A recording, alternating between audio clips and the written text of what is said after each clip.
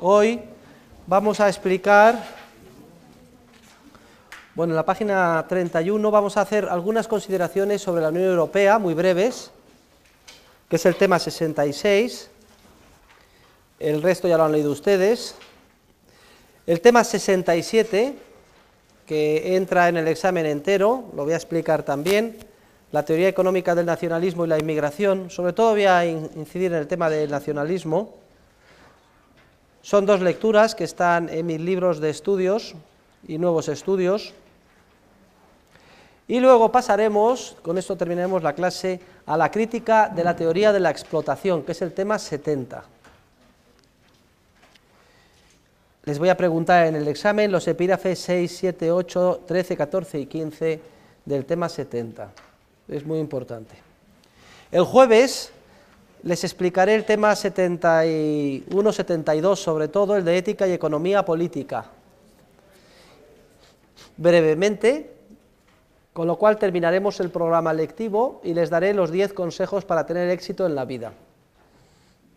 De ahí que la clase del jueves, obviamente, sea muy importante. La semana que viene tendremos el examen, el día 11, que si no me equivoco es el martes, y la hora pues será por la tarde, ¿no? La hora han puesto por la tarde. ¿A partir de qué hora? De 3 a 6. Vale. Nosotros no empezaremos a las 3, empezaremos más tarde. Empezaremos a las 4:30 o así. El examen va a durar 1 hora o 1 hora y cuarto. Les pondré 2 preguntas y les daré 2 o 3 opciones para cada pregunta, para que contesten, elijan y contesten la que mejor se sepan. Aproximadamente media hora para cada pregunta.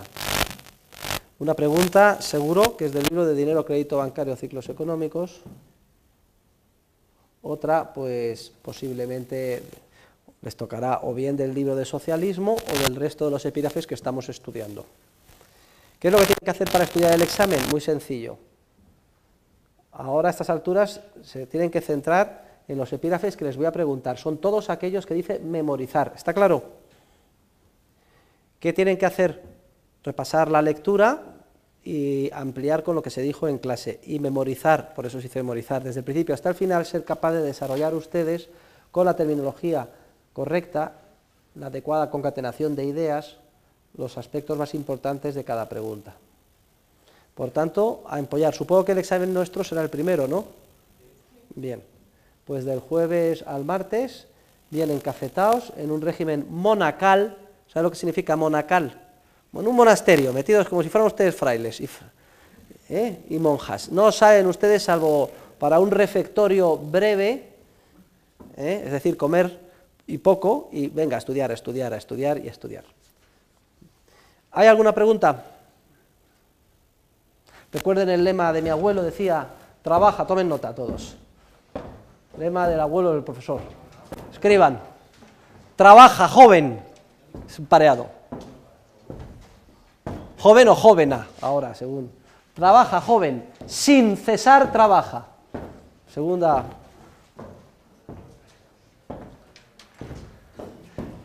Siguiente. Que frente honrada. Trabaja, joven, sin cesar trabaja. Uf. Que frente honrada. Que en sudor se moja. Trabaja, joven, sin cesar trabaja, que frente honrada, que en sudor se moja, y ya terminamos. Jamás ante otra frente se sonroja. Jamás ante otra frente se sonroja. Ese es el lema de los universitarios del profesor Huerta de Soto. Trabaja, joven, sin cesar trabaja, que frente honrada, que en sudor se moja, jamás ante otra frente se sonroja. ¿Ha tomado usted nota? Pues venga, trabaja, joven, sin cesar trabaja, acuérdense de esto. Muy bien, pues si no hay preguntas, si no hay más comentarios, decirles también que el día 11 es el día límite para entregar el trabajo, para subir nota y obtener matrícula de honor. Como en esta clase, en este curso, solo hay 2 posibilidades, suspenso y sobresaliente, se anima a que todos los que obtengan sobresaliente hagan el trabajo para conseguir matrícula de honor y así tener una guinda en su expediente académico. ¿Cuántas personas van a hacer el trabajo de los aquí presentes? Una, muy bien. 2, 3, ya saben que yo quiero dar todas las matrículas de honor que me permite la ley, una por cada 20 alumnos, y la base es muy grande porque son todos los grupos, con la finalidad de, en la medida de lo posible, dificultar el problema de déficit público a la Comunidad Autónoma de Madrid. Sí. Si no haces el trabajo, ¿no puedes conseguir matrícula? No, tendrá usted sobresaliente. Vale, lo cual es una pena. ¿Más preguntas? Bien, pues si no hay más consideraciones por parte de ustedes, vamos a hablar muy brevemente sobre la economía de la Unión Europea, el tema 66. Lo estudiarán ustedes con más detalle en la asignatura que tienen de Economía Española y Economía Mundial, lo que tradicionalmente se llamaba Estructura Económica Española y Estructura Económica Mundial. Sin embargo, como saben, en este curso hemos querido hacer algunos comentarios sobre la economía española, que el otro día efectuamos en clase, y hoy vamos a hacer algunos brevísimos, siguiendo las lecturas que ya han efectuado sobre la Unión Europea. En la Unión Europea hay una especie de debate continuo o lucha más o menos sorda entre dos concepciones de Europa, la concepción liberal y la concepción socialista.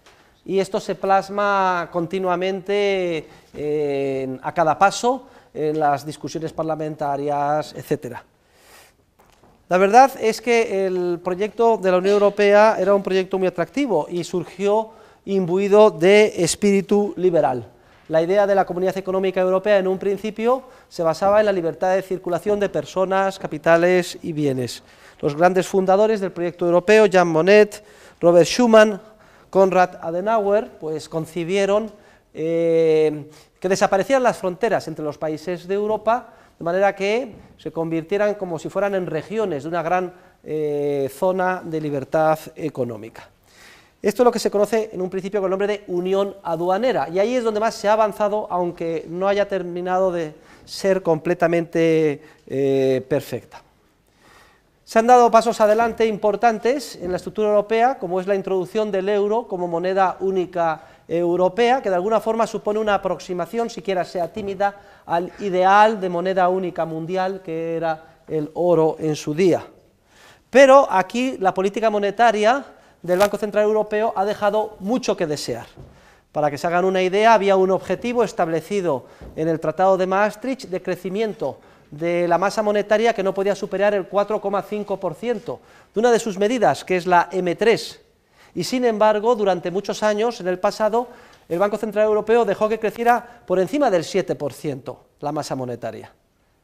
Y además, esa distribución del crecimiento del dinero no es nunca uniforme entre todos los países de la Unión Europea, como tampoco lo es cuando crece la masa monetaria en Estados Unidos, entre los diferentes estados de Estados Unidos, sino que el crecimiento fue el doble, por ejemplo, en los países periféricos, los hoy llamados pigs, o cerdos en inglés, P de Portugal, I de Italia, G de Grecia y S de España. Lo cual, y de Italia e Irlanda, lo cual dio lugar a una expansión crediticia, ya hemos estudiado en el curso, que supuso la concesión de préstamos sin respaldo de ahorro real a bajísimos tipos de interés, que ha impactado en toda la Unión Europea, pero especialmente en estos países, induciendo errores masivos de inversión, que ahora se han puesto de manifiesto que no son viables, y lo cual explica, primero, la crisis financiera y, en segundo lugar, la profunda recesión económica que nos afecta. Y esto, repito, es como consecuencia de los graves errores de política monetaria cometidos por el Banco Central Europeo. Y eso debiendo de reconocer que esos errores, aun siendo graves, han sido menos graves que los que cometió su colega, la Reserva Federal de los Estados Unidos. Y el otro talón de Aquiles de la Unión Europea es el tremendo intervencionismo que la misma está montando, y sobre todo en una serie de áreas, por ejemplo, en el área de la política agraria común. Lo hemos estudiado ya en clase y no vamos a volver a repetirlo. La política agraria común tiene su origen en la fundación de la Unión Europea, un presupuesto que es el más importante de la Unión Europea, y distorsiona completamente la asignación de los recursos. Vimos cómo los precios garantizados y las subvenciones a los productos agrícolas perjudican al consumidor, que tiene que pagar más caro de lo que hubiera tenido que pagar en otras circunstancias, perjudica a todo ciudadano de la Unión Europea, que tiene que pagar más impuestos para poder financiar todo el sistema de subvenciones, perjudica a los países del tercer mundo cuando se inundan de productos agrícolas los mercados internacionales, en perjuicio especialmente de aquellos que solo pueden vender este tipo de productos, que son los países pobres del tercer mundo. No logra favorecer a nadie porque los agentes económicos se ajustan a las subvenciones y además supone un camino sin salida y sin retorno, como la droga, muy difícil de salir de la droga, pues muy difícil de salir de la intervención.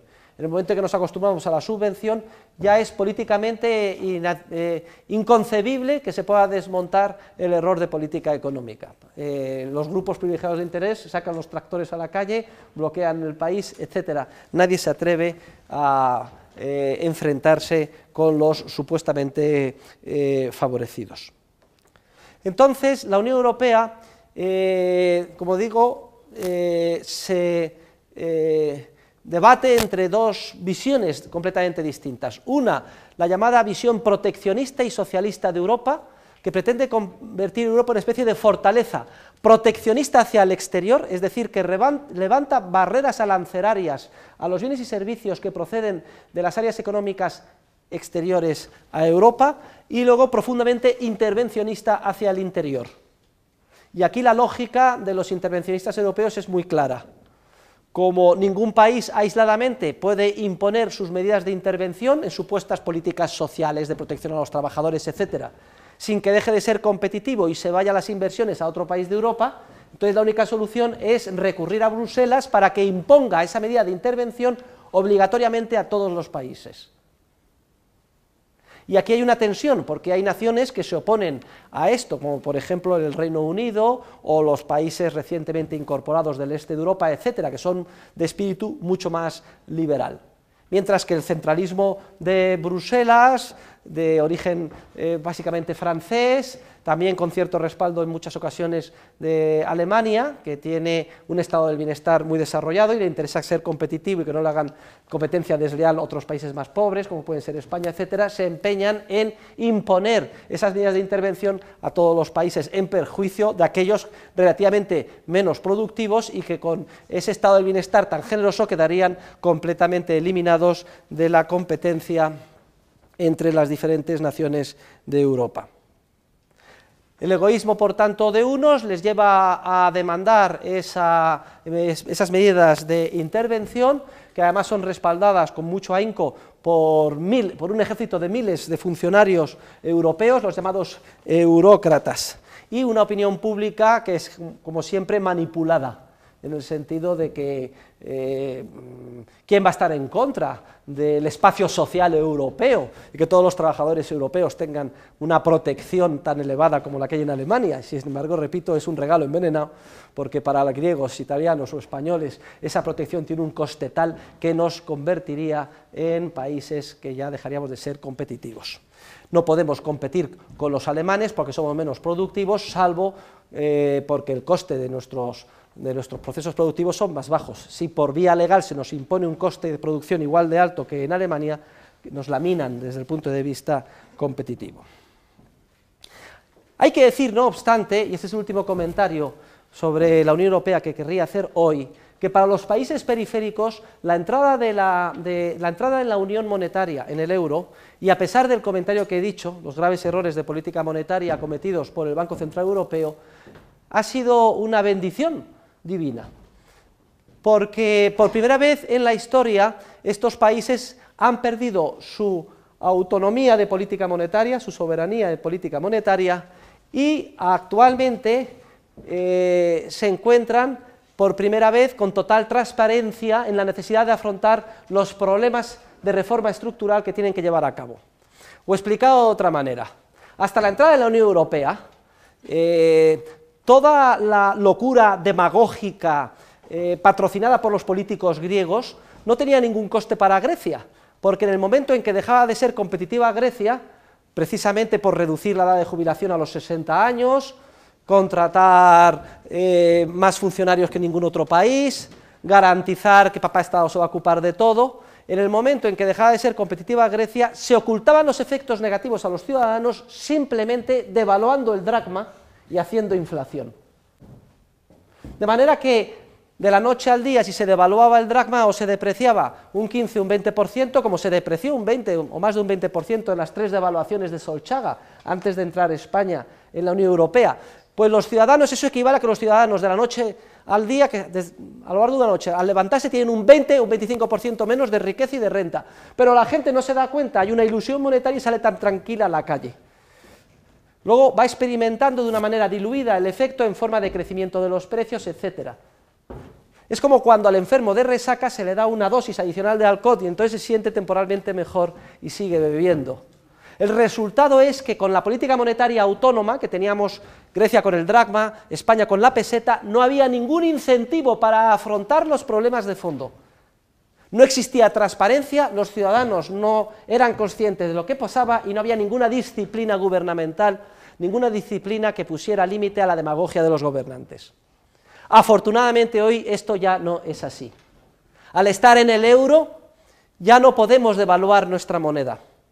Además, si gastamos más de lo que ingresamos, tenemos que devolverlo. Esto significa que hay que endeudarse, y los que nos prestan internacionalmente miran con 8 ojos nuestras cuentas, y ven si de verdad los políticos son demagogos, están prometiendo lo que no se puede pagar, y los ciudadanos viven en una especie de nirvana o fiesta irreal. Y así se producen crisis como la griega.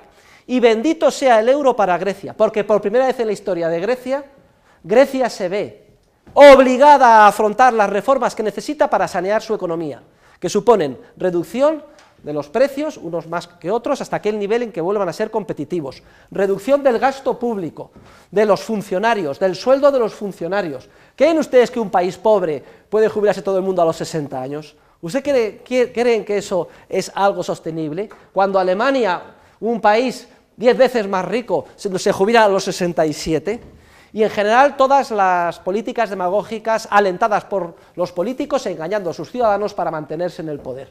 Ahora esto no es posible, y Grecia se ve obligada, porque es que si no es eliminada, expulsada de la Unión Europea, y pasa a convertirse en un país tercermundista, en una república bananera, a afrontar la realidad.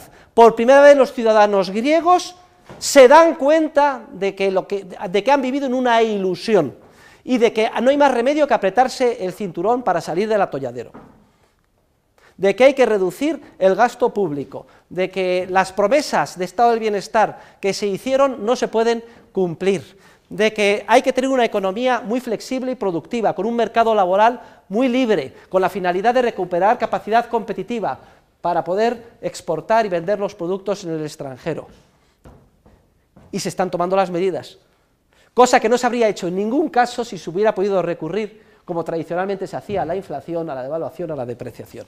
Y todo lo que he dicho en relación con Grecia es aplicable mutatis mutandi a Irlanda, a Italia y a España, salvando las pequeñas diferencias de grado que puedan existir entre los diferentes países.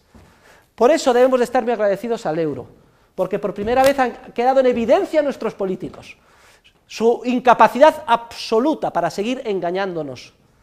Se encuentran entre la espada y la pared y no tienen más remedio que coger el toro por los cuernos, decir la verdad a los ciudadanos, afrontar los problemas y emprender las reformas estructurales necesarias. Estos eran los comentarios que quería hacer sobre la Unión Europea. Ojalá triunfe siempre la visión liberal de la Unión Europea frente a esa visión proteccionista hacia el exterior e intervencionista hacia adentro. Para países periféricos como España ha supuesto la entrada en la Unión Europea sin duda alguna una entrada de oxígeno relativamente más libre en la economía y aumento en las posibilidades competitivas, y además en el ámbito, al entrar en el euro, una mayor transparencia y una mayor disciplina, sobre todo frente a la demagogia de los políticos y al círculo vicioso democrático de compra de votos prometiendo lo que no se puede pagar. Estos son los comentarios que quería hacer sobre la Unión Europea, acotaciones a la lectura que ustedes ya han efectuado, con aplicaciones concretas de actualidad, como la relativa a la crisis griega. Y ahora vayamos al tema 67, que se titula Teoría económica del nacionalismo y la inmigración. Tema para mí especialmente querido, porque el profesor de ustedes, queridos alumnos, es un nacionalista. Lo que pasa es que hay dos versiones del nacionalismo. la versión liberal y la versión socialista, y vamos a ver en qué consiste cada una de ellas y cómo todos los efectos negativos que se achacan al nacionalismo en realidad son resultado del nacionalsocialismo, es decir, nacionalismo socialista o intervencionista o proteccionista, y nunca del nacionalismo liberal. Esta es una lectura que se encuentra en el capítulo 18 de mi libro, debe de ser Estudios o Nuevos Estudios de Economía Política, páginas 197 y siguiente, les voy a preguntar en el examen. Miren, el nacionalismo y la existencia de naciones produce un cierto desconcierto entre los ciudadanos en general e incluso entre los amantes del liberalismo en particular. Porque por un lado, con justeza asociamos el nacionalismo a graves conflictos que todos recordamos, tanto por ejemplo en el área de la extinta Yugoslavia, como a lo mejor en Oriente Medio, etcétera.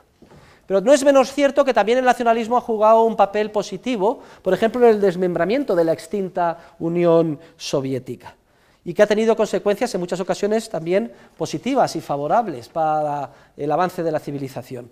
¿Cómo podemos entender ambos fenómenos aparentemente contradictorios? La teoría económica viene en nuestro auxilio y es lo que vamos a hacer hoy, explicar un análisis económico sobre el concepto de nación.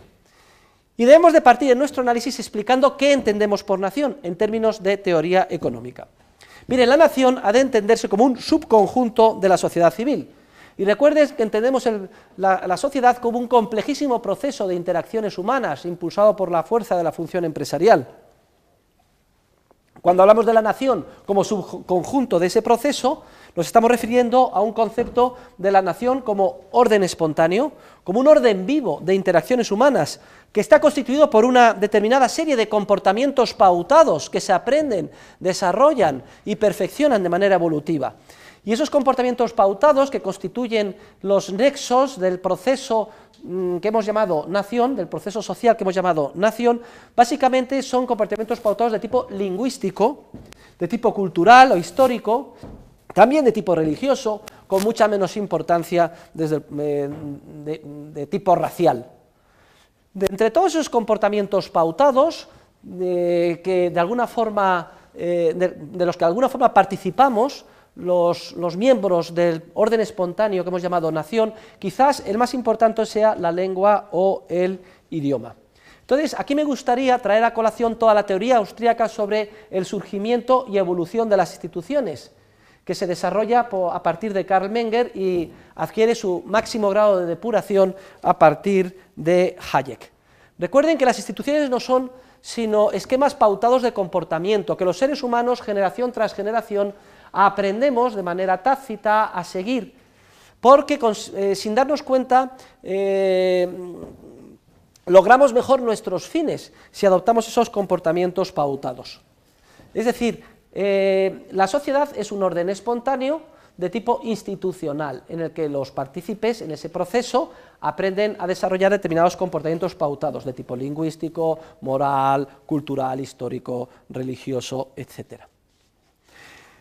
La primera conclusión de este análisis, en el que, como vemos, concatenamos nuestra teoría sobre el surgimiento evolutivo de las instituciones y la sociedad con la nación entendida como un subconjunto del proceso de sociedad civil, la primera conclusión de la teoría es que las naciones son órdenes espontáneos en un sentido como si dijéramos vivos, es decir, que continuamente están surgiendo, creciendo, evolucionando, desarrollándose y eventualmente que también pueden llegar a estancarse e incluso a desaparecer, siendo englobadas esos subconjuntos, esas naciones por otras que a lo mejor son más avanzadas, más ricas, más amplias, más libres. Y si el concepto de nación está continuamente evolucionando, todos entenderemos que es incompatible el principio de fijar una frontera inamovible o fija con una nación, porque la nación continuamente está evolucionando, no tiene unos límites definidos, sino difusos, y hay, como si dijéramos, una competencia continua entre diferentes naciones, unas se engloban, preponderan, otras desaparecen, y no se puede fijar de una manera objetiva una frontera, hasta aquí llega una nación y a partir de aquí está la otra. Esto solo genera conflictos y violencias irresolubles y además va contra la concepción teórica que estamos explicando del orden espontáneo del mercado y de la nación. Ahora el siguiente paso que tenemos que hacer es estudiar cuáles son los principios esenciales del nacionalismo, es decir, de la concepción del proceso social basado en naciones, pero del nacionalismo liberal, es decir, de naciones que compiten en un entorno de libertad y sin que se utilice la violencia o la coacción, lo que hemos llamado las relaciones basadas en vínculos contractuales de una sociedad abierta frente a los que denominábamos vínculos hegemónicos. Pues bien, tomen nota, 3 son los principios en los que se basa la relación sana, pacífica y armoniosa entre las naciones entendidas como órdenes espontáneos. En primer lugar, el principio de autodeterminación. En segundo lugar, el principio de completa libertad de comercio entre las naciones. Y en tercer lugar, el principio de libertad de emigración e inmigración. Vamos a explicar con algo más de detalle cada uno de estos principios. ¿Qué significa el principio de autodeterminación? Significa que cada grupo nacional ha de tener en todo momento la posibilidad de decidir libremente en qué estado político quiere o no desea o no quiere encuadrarse. O dicho de otra manera más precisa desde el punto de vista científico, que cada subconjunto de la sociedad civil ha de tener la libertad de decidir a qué grupo político quiere o no pertenecer. Y aquí caben, desde el punto de vista del concepto de nación, diversas posibilidades.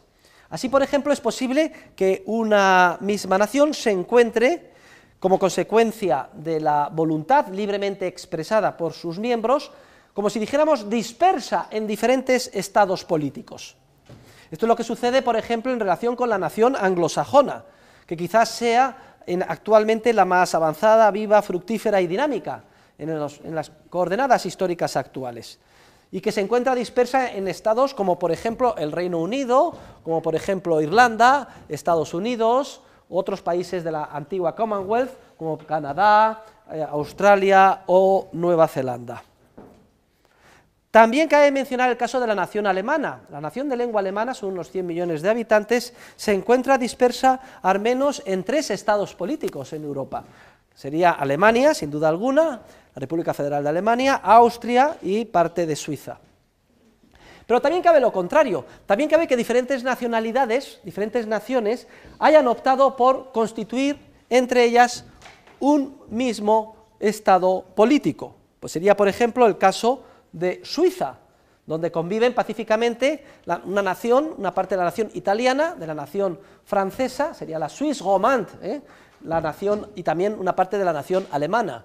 Y de hecho, pues todos los suizos aprenden alemán, italiano y francés con independencia de que pertenezcan a la nación francesa, a la nación italiana o a la nación alemana. También se podría decir lo mismo, quizás, salvando las distancias, en el caso español, donde dentro del mismo Estado convivirían, por ejemplo, la nación castellano-leonesa, una nación catalana, balear, valenciana y una nación vasca, incluso una cuarta nación, que sería la gallega, o la gallega portuguesa. Esto lo explica con detalle Fernando Pessoa en su conocido ensayo sobre el nacionalismo liberal. Ahora, querría hacer 2 matizaciones sobre el principio de autodeterminación. Y en primer lugar, es que esta autodeterminación necesariamente no tiene por qué ser resultado de una decisión explícita de tipo político, aunque tampoco se descarta el hecho de que se efectúe un referéndum y se decida, como consecuencia del mismo, bien segregar un antiguo Estado en 2 o bien crear uno nuevo. Tenemos muchas ilustraciones políticas que explican que esto se puede llevar a cabo de manera satisfactoria y pacífica sin ningún problema. Caballero, cállese y míreme los dos. Usted siéntese aquí. Venga, rápido. Vamos a poner algunos ejemplos, por favor, de la historia. Y aprendan y tomen nota, que les interesa a ustedes por la cultura, para su cultura. Venga, rápido. Un ejemplo que me viene a la memoria es la separación pacífica entre noruegos y suecos. Esto fue, pues, en la primera década, principios del siglo pasado, del siglo XX, entre la primera y la segunda década. Otro, más reciente, fue el referéndum que llevó a la separación de checos y eslovacos. Checoslovaquia era un mismo Estado y a través de un referéndum se separaron. Estaban en disconformidad respecto del ritmo al que iban a efectuar las medidas liberalizadoras después de la caída del muro de Berlín. Chequia iba más rápida que Eslovaquia y entonces hicieron un referéndum y hoy Chequia es un Estado, la República Checa, y Eslovaquia es otro. Praga la capital de uno, Bratislava la capital de otro. Esto es en respecto de los casos en los que se decidió libremente y como resultado de una decisión explícita materializar una voluntad de autodeterminación separándose. Hay otros casos en los cuales se ha intentado pero no se ha logrado porque luego al final a la hora de seguir el principio mayoritario pues no se ha conseguido la mayoría suficiente, como los sucesivos intentos de la Canadá francófona con centro en Quebec de separarse del resto de Canadá, por ejemplo. Ahora, también es posible que una nación o conjunto de naciones se autodeterminen respecto a qué estado o en qué estado quieren o no quieren estar de una manera consuetudinaria, es decir, sin que sea necesaria una decisión explícita a través de un referéndum, sino simplemente por el continuo devenir de la historia en el que manifiestan su deseo de vivir juntos. Lo importante, queridos alumnos, es que siempre los grupos minoritarios tenga la posibilidad de secesionarse, y no solo en base a criterios de nacionalidad, sino por cualquier otro criterio, porque es la única manera de evitar que sean explotados a través de un proceso en el que las mayorías coaccionen a las minorías y los grupos minoritarios no tengan la capacidad de excluirse de esa opresión o de esa explotación. Bien, estos son los comentarios más breves que querría yo acotar. Tienen ustedes la lectura con todo el desarrollo en el correspondiente libro de texto. Y el segundo principio esencial en el que se debe fundamentar el nacionalismo liberal es el principio de libertad de comercio. Libertad de comercio significa que deben desaparecer las fronteras, deben desaparecer las medidas restriccionistas al comercio, deben desaparecer los aranceles y los bienes y servicios deben de fluir libremente. Y esta es una de las ideas esenciales, la unión aduanera que informó la fundación de la Comunidad Económica Europea, fue la fase previa de la Unión Europea. Y es importante la libertad de comercio, porque si una nación decide no seguir la libertad de comercio y levantar fronteras e impedir la llegada de bienes extranjeros, decide lo que se llama vivir en base a la autarquía. La autarquía económica es que el Estado pretende que toda la economía gire única y exclusivamente en base a los recursos naturales del país, dentro de sus fronteras. La autarquía es inviable, sobre todo en las circunstancias actuales, es inviable siempre desde el punto de vista teórico, pero sobre todo en un mundo globalizado como el actual, porque equivale a reducir a un nivel de subsistencia o de extrema pobreza a los ciudadanos afectados por ella. Una acción proteccionista, por tanto, como tiene que vivir nada más de los recursos de su pequeña área geográfica, se ve extraordinariamente limitada en lo que se refiere a su capacidad de desarrollo, y además se convierte en un peligro público para el resto de las naciones, porque la tentación a ampliar sus fronteras por vía militar para conseguir más recursos es obvia. Y de hecho el nacionalismo proteccionista es el que en última instancia alentó los gravísimos conflictos bélicos del siglo pasado. La Alemania nazi, por ejemplo, quería extender sus fronteras porque dentro de Alemania no había petróleo, entonces que había que conquistar Rumanía, y luego había que ir a Ucrania, y luego a Rusia, y así en un proceso que jamás se terminaba. Toda nación proteccionista que no persiga los principios del libre comercio internacional se ve abocada continuamente a forzar la expansión de sus fronteras con la finalidad de ganar más recursos económicos, materiales y humanos. Lo mismo pasó con Japón, que se convirtió en una amenaza tremenda. Estaba cerrado en una isla, no tenía suficientes recursos, ¿y cuál era la lógica entonces? En vez del comercio libre, que es lo que hacen hoy, conquistar China para conseguir más ciudadanos, más personas a las que gravar con impuestos, más minas, más recursos naturales, más petróleo. Es la lógica de la violencia, de la guerra, del genocidio, del militarismo, frente a la lógica de la paz, del comercio, en el que las personas salen ganando, en el que no es preciso conquistar nada, porque puedo acceder a cualquier recurso simplemente ofreciendo los míos en un entorno de libertad.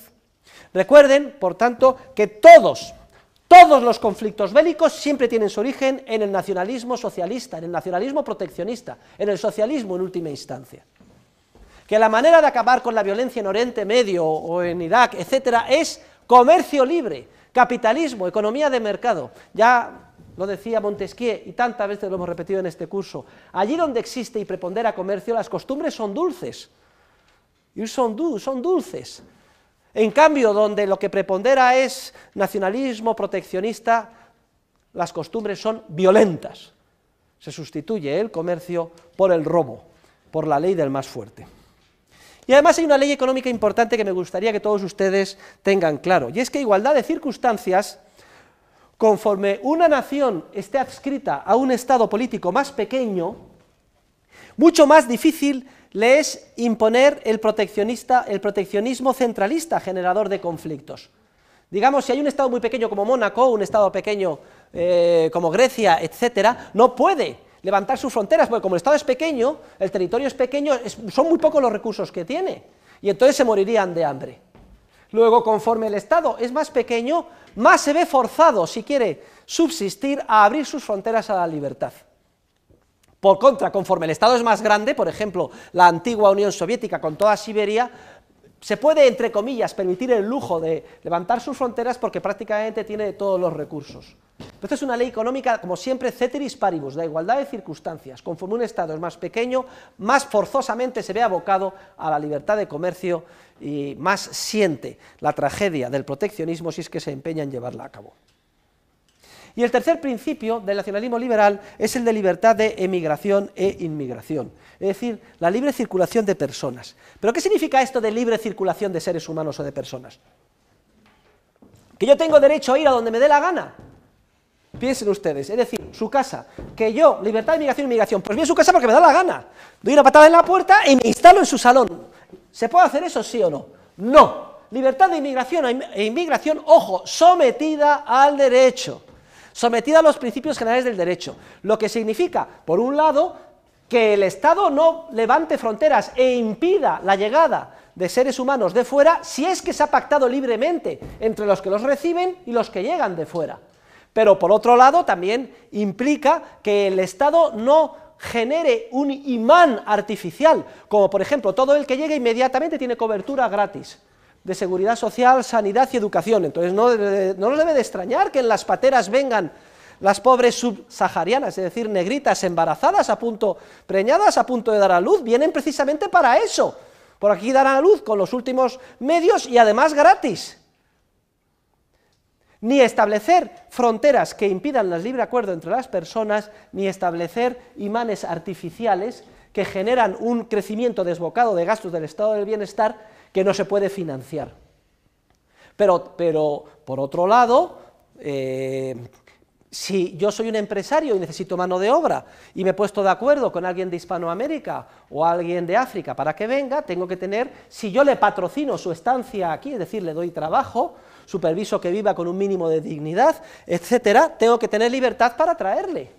Y no tengo que tener ningún impedimento, por ejemplo, de los sindicatos locales que digan que se le está haciendo la competencia desleal, porque esos trabajadores están dispuestos a percibir salarios más bajos. Oiga usted, trabajador privilegiado, es usted un explotador, quiere impedir que aquellos que más lo necesitan puedan venir a trabajar a España. ¿Se dan ustedes cuenta? Pero siempre habiendo un patrocinador local. De manera que si por lo que sea ya no necesito ese trabajador y nadie quiere contratarle y nadie está dispuesto a avalar su estancia en el país, se tendrá que ir del país, porque no tiene nadie derecho a estar ni a ocupar las zonas supuestamente públicas, los parques, a hacer fenómenos de favelas, como en Brasil, pues en un parque público, o ocupar una propiedad privada o una calle, y de pronto vemos que está lleno de casas de campaña y de indigentes. No, señores, eso tenía que ser privado o gestionarse como si fuera privado, y si no tienen trabajo tienen que irse fuera del país.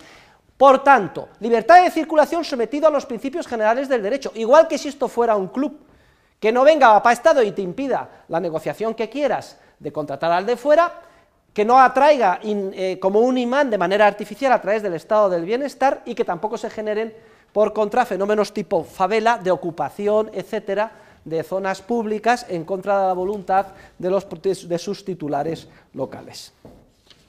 Esos son los principios esenciales del nacionalismo liberal que tienen ustedes que tener bien claro.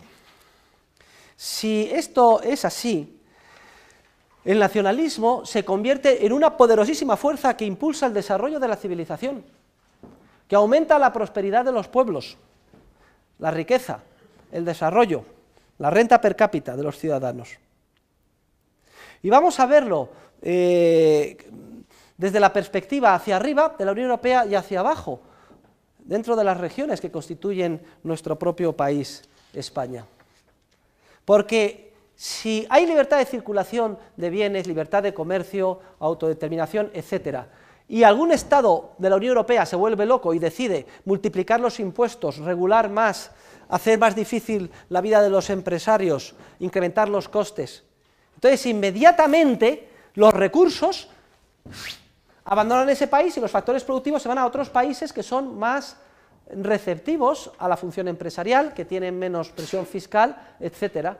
Por tanto, toda medida proteccionista, que es muy perjudicial para la economía, aisladamente tomada en un entorno de libertad de comercio, es autofrustrante, no puede llevarse a cabo.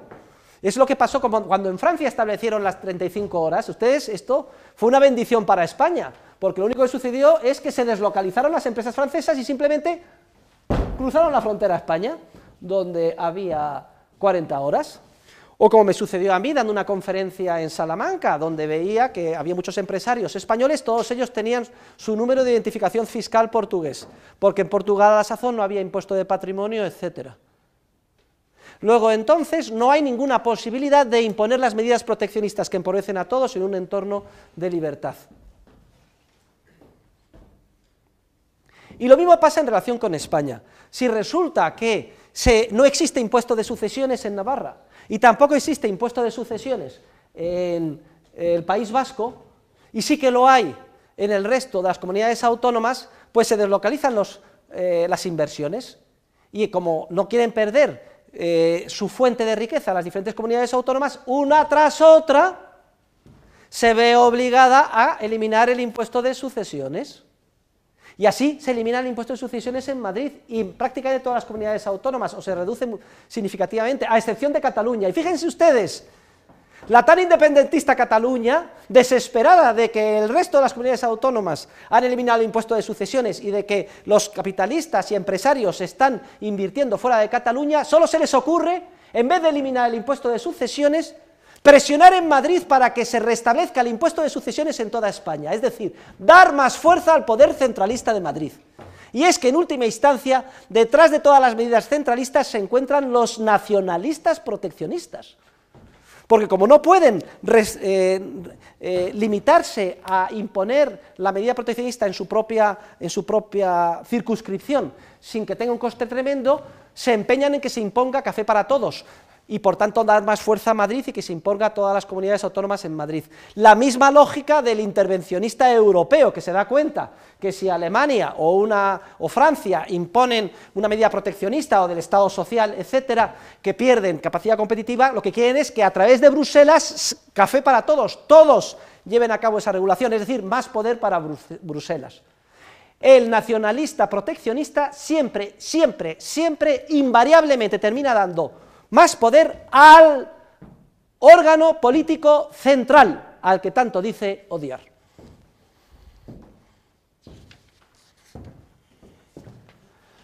Y hay casos, por ejemplo, clarísimos, por ejemplo el de España, que la Comunidad Autónoma de Madrid elimina el impuesto de patrimonio, efectos prácticos, y otras comunidades autónomas, y al final pues el Estado decide eliminar el impuesto de patrimonio en toda España.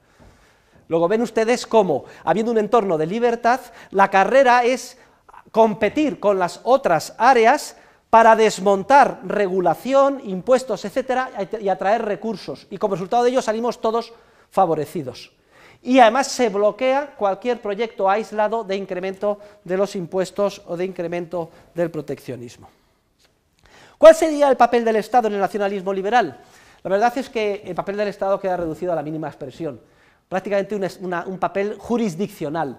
Si alguna en ese entorno de libertad de circulación de personas, capitales y bienes, basado en la autodeterminación de los pueblos, de las naciones, el principio de la secesión, de la libertad de migración e inmigración y la libertad de comercio, si algo debe de encarnar, por ejemplo, un Estado, la Corona de España es simplemente esos tres principios, que las reglas del juego, basados en los principios de la autodeterminación, libertad de comercio, libertad de migración e inmigración, sean las mismas para todos, y simplemente enjuiciar que no haya discriminación de unos u otros en función de su nacionalidad, adscripción política o origen estatal distinto, etc.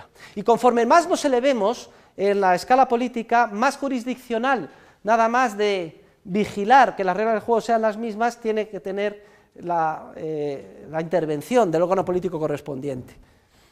De manera que solo los órganos políticos muy próximos al ciudadano, concretamente en las ciudades, a nivel municipal, etcétera, pues son los que tienen más contacto a la hora de pues establecer algunos reglamentos sobre las relaciones entre los diferentes seres humanos o incluso la asignación de los recursos que queden desde el punto de vista público. Y terminamos el artículo oponiendo el nacionalismo liberal frente al nacionalismo socialista.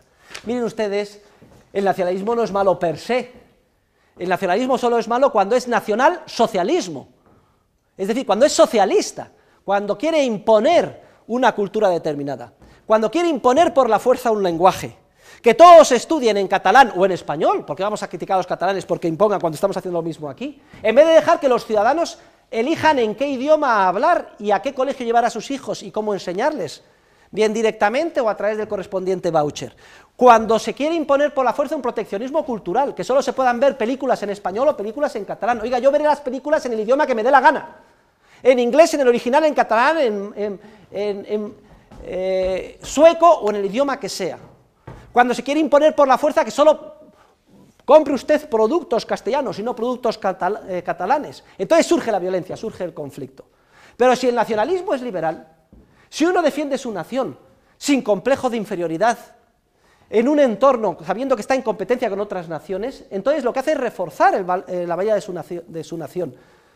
Se profundiza la especialización y la división del conocimiento, de las peculiaridades culturales, y como resultado del intercambio todos salimos ganando. Frente al nacionalismo intervencionista o dirigista o estatista, que es el que genera los conflictos y las violencias, el nacionalismo liberal, que es el que impulsa el desarrollo de la civilización, la prosperidad de los pueblos. ¿Y se puede llegar a convertir a un nacionalista de estos ceporros en nacionalista liberal? Pues la verdad es que si prepondera su amor a la nación sobre su obscurantismo cerril, sí se le puede llegar a convertir, porque cualquier persona sensata entiende que si uno quiere defender su nación utilizando la violencia del Estado y el proteccionismo, en realidad lo que está generando es cerrando su nación, su pequeño entorno, oponiéndolo a lo de los demás y creando una dialéctica, como he explicado ya, de violencia y de conflicto. Es decir, de guerra, de todos contra todos, en la cual la primera perjudicada va a ser la propia nación que uno dice defender, que puede desaparecer del mapa. En cambio, en un entorno de libertad y de incompetencia, cada uno encuentra su nicho de especialización para poder salir ganando, intercambiando con las otras naciones y enriqueciéndonos, porque la gran riqueza de España es su diversidad, que prácticamente nada tiene que ver Canarias con Galicia, con Cataluña, con Baleares, y sin embargo todos nos enriquecemos, intercambiando, cooperando, en un entorno de libertad unos con otros, y lo mismo a nivel de toda la Unión Europea, lo que era una fuerza de disgregación, violencia y conflicto, el nacionalismo socialista se convierte, cuando el entorno es liberal, nacionalismo liberal, en una fuerza de, como he dicho antes, impulso de la civilización y desarrollo económico sin límites.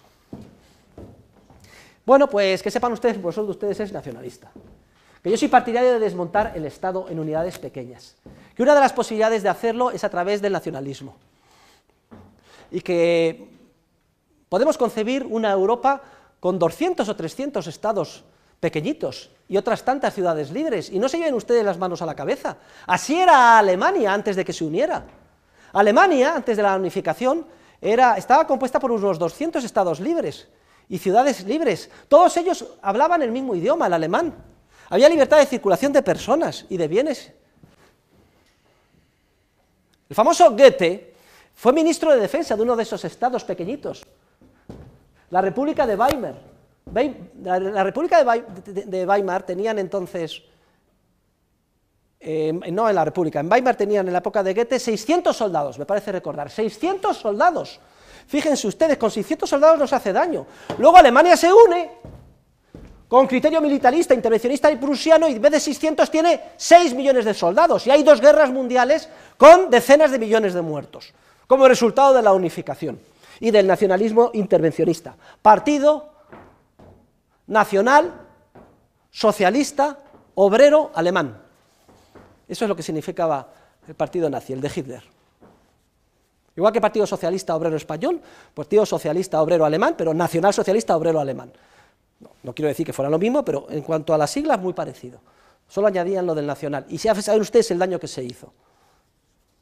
En cambio, un entorno de 200 estados pequeñitos, ciudades libres, ciudades-estado, comerciando entre sí, tipo Mónaco, tipo Andorra, etcétera, no habría posibilidad de meter millones y millones de ciudadanos en una trampa política interviniendo, porque si no me gusta cómo están las cosas en Andorra, simplemente emigro y me voy a San Marino o a Mónaco o al Valle de Arán, independiente. ¿Se dan ustedes cuenta? Y a través de la votación con los pies siempre prepondera la libertad y la dignidad del ser humano. Y no podemos vernos esclavizados por la arbitrariedad de las mayorías coyunturales políticas de cada momento. Luego, 3 loas a favor del nacionalismo liberal, la descentralización autonómica, la desmembración de los estados grandes en unidades políticas pequeñas. Si hay un mensaje de este curso es que el Estado es muy peligroso. Y por tanto hay que hacer todo lo posible para disminuir su poder. Y una de las formas de hacerlo es desmontándolo en pequeñas piezas, piececitas pequeñas. ¿De acuerdo? Un paso adelante es quizás avanzar y profundizar en la España de las autonomías y disminuir el poder del gobierno central, pero a su vez las autonomías siguen siendo demasiado grandes. Yo se lo explicaba en su día a Jordi Pujol. Cataluña sigue siendo demasiado grande. ¿Por qué Barcelona va a decidir todo lo que pasa en Cataluña? Tienes que dar la posibilidad de que se separen, de que haya enclaves, de que otros quieran estar unidos, yo que sé, a Castilla, de que Valle de Arán sea independiente, etcétera, o que Gerona capital se declare ciudad-estado libre, y así sucesivamente. Muy bien, pues ese es el modelo, uno de los modelos ideales de desmontar el Estado en el que estamos trabajando ahora una serie de catedráticos y profesores, y pueden ustedes leer en el correspondiente capítulo del libro que responde a este tema 67 con mucho más detalle toda esta teoría. Y dicho esto, y los 40 minutos, 30 minutos que nos quedan de clase, vamos a dar un salto a esta penúltima parte del programa, antes de entrar a estudiar el próximo jueves las relaciones que hay entre ética y ciencia económica. Y esta penúltima parte del programa trata sobre historia del pensamiento económico, que también tienen ustedes una asignatura específica dentro del programa curricular del grado de Dirección y Administración de Empresa. En la lectura que han efectuado se ve cómo surge de manera incipiente los primeros economistas, sin saber lo que lo eran, sobre todo de la mano de la doctrina, de los grandes jurisconsultos de la Roma clásica. Señores, no me distraigan, que son los primeros que teorizan sobre el orden espontáneo del mercado. Luego viene el oscurantismo de la Edad Media. Gracias sobre todo a la Iglesia y a los monasterios se conserva las grandes aportaciones del pensamiento clásico, hasta el Renacimiento, que hay una especie de despertar o de resurgir, por eso se llama Renacimiento, a la civilización clásica. Y a partir de aquí es importante la aportación de los grandes pensadores de entonces, que casi todos eran clérigos, sobre todo a partir de la Baja Edad Media, pensadores como Pedro Juan de Olivi, pensadores como San Antonino de Florencia o San Bernardino de Siena, que teorizan sobre la función empresarial y el orden espontáneo del mercado.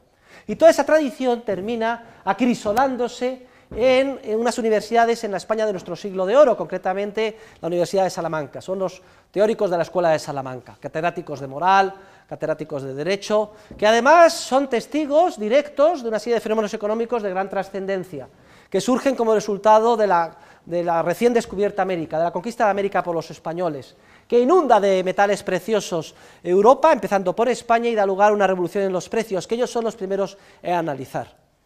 Y en mi libro sobre la escuela austríaca y en la lectura que han efectuado verán cómo las aportaciones o contribuciones más importantes de la escuela austríaca ya fueron perfiladas por esos notabilísimos pensadores de nuestro siglo de oro, de la escuela de Salamanca de nuestro siglo de oro. Por ejemplo, la teoría subjetiva del valor, de la mano de Diego de Covarrubias y Leiva, o la concepción de la competencia como un proceso dinámico, de la mano de Luis de Molina, o la concepción del mercado como un proceso que continuamente genera nueva información, que no se puede centralizar, como pensaron Juan de Lugo, Juan de Salas, o la crítica a la intervención del Estado en materia monetaria y la distorsión que produce en la asignación de recursos la inflación, que debemos, por ejemplo, a los escritos de Juan de Mariana, incluidos en su Monetae Mutatione, en español, breve tratado sobre la moneda de vellón que al presente se labra en Castilla, y de otros desórdenes y abusos. Las 10 aportaciones más importantes de la escuela austriaca ya fueron intuidas por los escolásticos de nuestro siglo de oro español, las tiene enumeradas y comentadas con detalle en la correspondiente lectura, sobre la que hoy paso fugazmente. Desafortunadamente España pues, entra en una fase de declive, de influencia intelectual, de influencia política, y además agravado con la famosa leyenda negra en contra de todo lo español, y esa influencia positiva de la concepción dinámica y subjetivista del mercado queda bloqueada como consecuencia de la reforma protestante y la mala influencia de las contribuciones de los pensadores anglosajones, sobre todo a partir de Adam Smith, que inoculan del virus del equilibrio y de la obsesión por la teoría objetiva del valor-trabajo a nuestra disciplina, lo cual la ha hecho estéril prácticamente hasta hoy. Afortunadamente, en la historia del pensamiento hay unos pensadores en torno primero a Karl Menger en Austria. Austria, además, etimológicamente significa parte este del imperio, Ostreich, Reich es el imperio y la parte este del imperio. El imperio era el imperio español, la parte este Austria y la parte oeste España. España en la época del siglo de oro, a partir del siglo XVI, XVII, incluso parte del XVIII, que ocupaba toda Europa, era la casa de Austria, hasta que desaparece con Carlos II el Hechizado, y era pues España, Italia, Flandes, y llegaba hasta Austria. Si van ustedes a Austria dirán que sí, que es así, pero que la cabeza era Austria y que los que éramos dependientes éramos nosotros los españoles. Y además con un imperio que se extendía por todo el mundo, al haberse descubierto América, llegar hasta las Islas Filipinas, bautizadas así en honor de Felipe II, etcétera. Todo esto extiende esta concepción subjetivista basada en el ser humano, que además no está lastrado por la teoría de la predeterminación propia de los protestantes, ni de la obsesión por el trabajo, sino que según actuemos de manera creativa, pues iremos al cielo o al infierno. El centro es el ser humano y su libertad. De ahí el grandísimo daño que hace la reforma protestante en esa tradición liberal. Pero sin embargo, a pesar de que termina preponderando la concepción oscurantista del equilibrio y de la teoría objetiva de valor-trabajo, sobre todo a través de la escuela clásica inglesa y de sus acólitos, incluso hasta Marshall y bien entrado el siglo XX, hay una isla que conserva este acervo gracias a que Menger en Austria recoge la tradición española a través de lo que se termina denominando Escuela Austriaca de Economía y que yo creo que mejor deberíamos de rebautizar con el nombre de Escuela Española. Y viene una segunda generación de economistas austriacos, von Baber, Visser, etcétera, una tercera de la mano de Mises, que es el autor del libro de texto, La acción humana, que hemos seguido en este curso, su más directo discípulo Hayek, premio Nobel de Economía, en el año 1974, un año después de morir Mises. Parece que en Suecia esperaron a que muriera Mises para dar el premio Nobel a Hayek, pues si no hubiera sido un escandalazo, se lo merecía más Mises que Hayek. Y afortunadamente en España un grupo de profesores, minoritario al principio, éramos un puñado, ahora cada vez más, hemos recogido esta tradición, como no podía ser menos en nuestro propio país, y con gran pujanza estamos desarrollando la escuela austríaca ya a nivel universitario, y ustedes han tenido la enorme fortuna de llegar a una universidad, la Rey Juan Carlos, donde el programa curricular ha sido básicamente austriaco, tanto en el ámbito de la micro como en el ámbito de la macroeconomía. Luego no son ustedes conscientes, por falta quizá de perspectiva suficiente, pero son extraordinariamente afortunados de haber tenido la posibilidad desde el primer año de su carrera de entrar en contacto con este enfoque académico. La caída del muro de Berlín ha tenido un impacto tremendo en la economía cientificista basada en la ingeniería social y fundamentada en esas conceptualizaciones erróneas del equilibrio, el uso de las matemáticas en economía, etcétera, que hemos criticado a lo largo de todo este curso. La macroeconomía ha estallado en 1000 escuelas, ha sido incapaz de explicar ni de predecir ni la crisis financiera ni la recesión económica en la que nos encontramos. Solo la escuela austríaca ha estado a la altura de los acontecimientos. Y en lo que a microeconomía se refiere, toda la teoría económica del bienestar, la microeconomía del equilibrio, etcétera, también se encuentra en una grave crisis. En este momento la ciencia económica está refundándose y si quiere preponderar como una ciencia al servicio de la humanidad, tendrá que hacerlo sobre la base de los fundamentos establecidos desde el punto de vista metodológico y científico por los teóricos de la Escuela Austríaca de Economía, entre los que humildemente me encuentro y considero un honor participar. Y hecha este brevísimo repaso, no nos da más tiempo, ustedes ya lo pueden leer, sobre todo en el librito pequeño de la Escuela Austriaca, Mercado y Creatividad Empresarial, de Editorial Síntesis, que tiene 100 páginas, que se lee en una tarde, y que se ha traducido y se ha publicado en Francia, en Inglaterra, en Estados Unidos, en Italia, en Alemania, en Austria, en Portugal y en Rusia, o sea que es un bestseller en ese sentido. Quiero pasar ahora a criticar y demoler la teoría marxista de la explotación. Es el tema 70 y se lo voy a preguntar en el examen.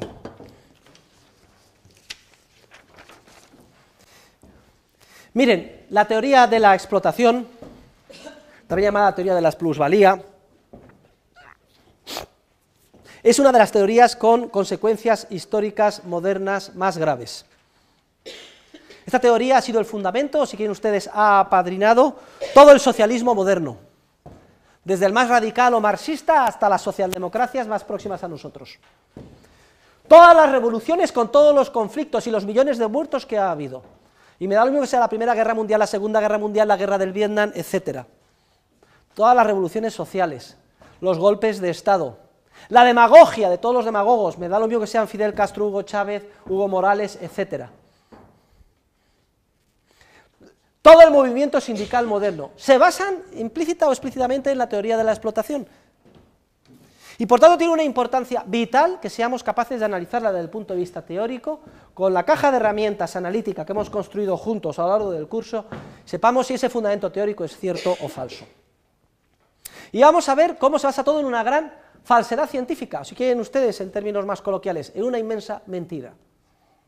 Y esto es una tragedia porque millones de personas han muerto pensando de buena fe que defendían algo cierto y justo cuando no estaban defendiendo nada más que la mayor de las injusticias fundamentada en el más grave de los errores científicos.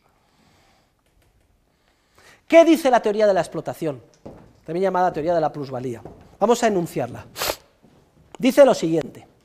Dice, tomen nota, les voy a ahorrar muchísimas horas de lectura y además cuando se lo memoricen, porque se lo voy a preguntar en el examen, esto está en el volumen 3 de lecturas, son unas 100 páginas, es la traducción del capítulo correspondiente, crítico a la teoría de la explotación, del volumen 1 de Capital und Kapitalzins, Capital e Interés, escrito por von Bawerk en el año 1884.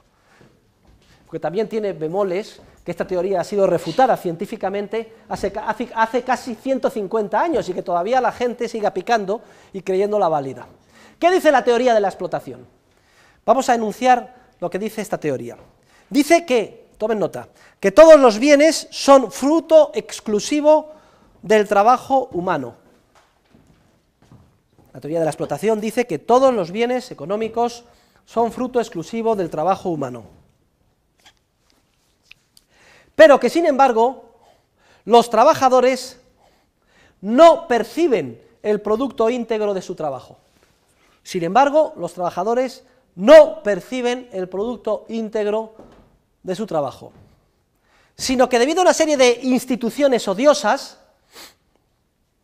en concreto la propiedad privada, el contrato de trabajo por cuenta ajena, etc., dice que los trabajadores son explotados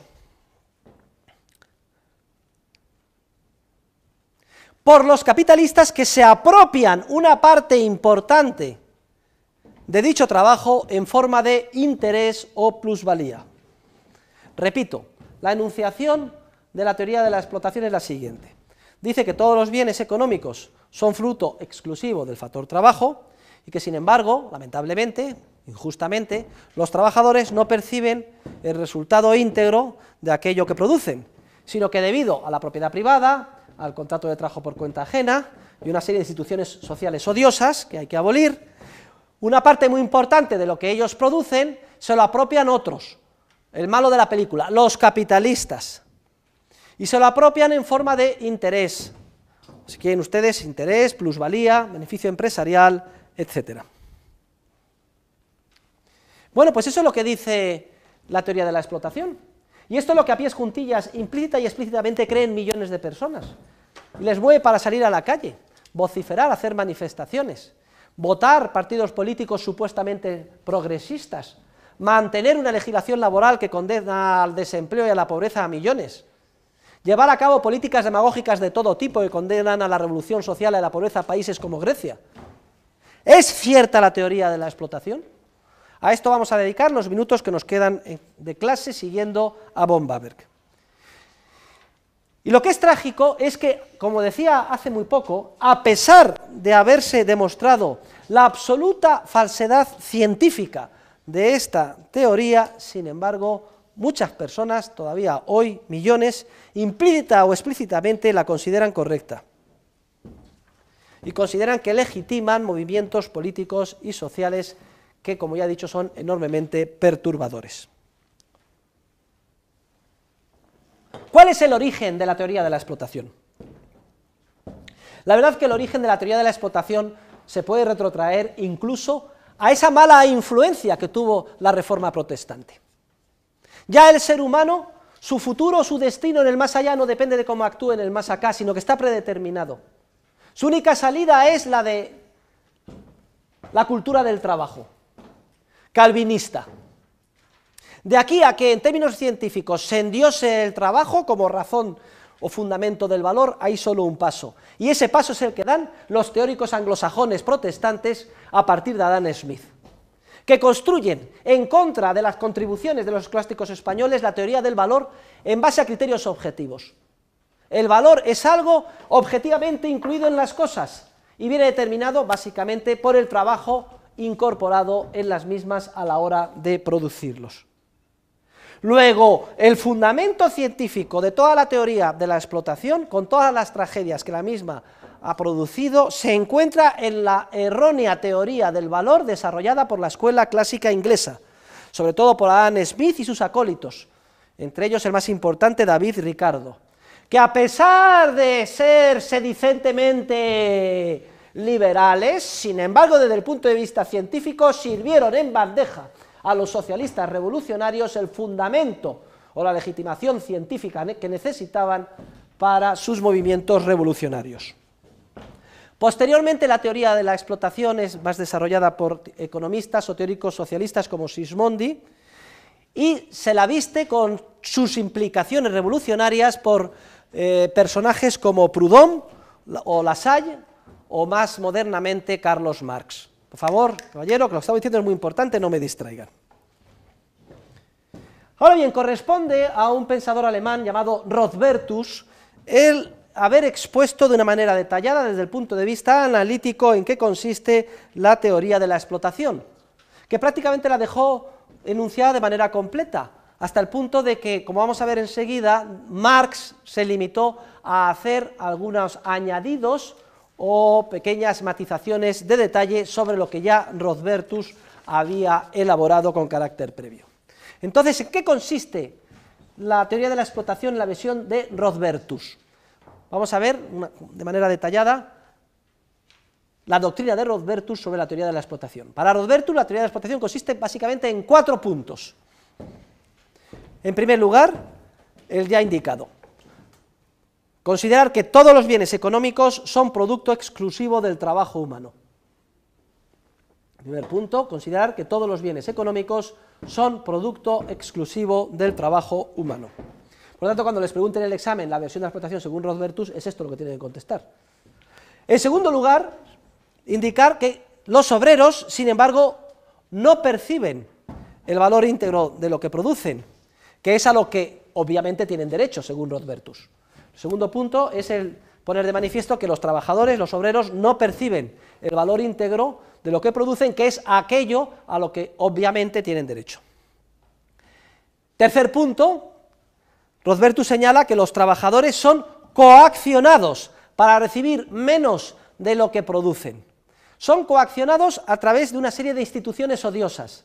En el pasado menciona la institución de la esclavitud, cuyo papel hoy sería recogido por instituciones como la de la propiedad privada, el contrato de trabajo por cuenta ajena con capitalistas y terratenientes, que permite que estos, capitalistas y terratenientes, roben, es el término que utiliza literalmente, una parte muy importante de los productos que llevan a cabo los trabajadores y se los apropien en forma de interés o renta de la tierra.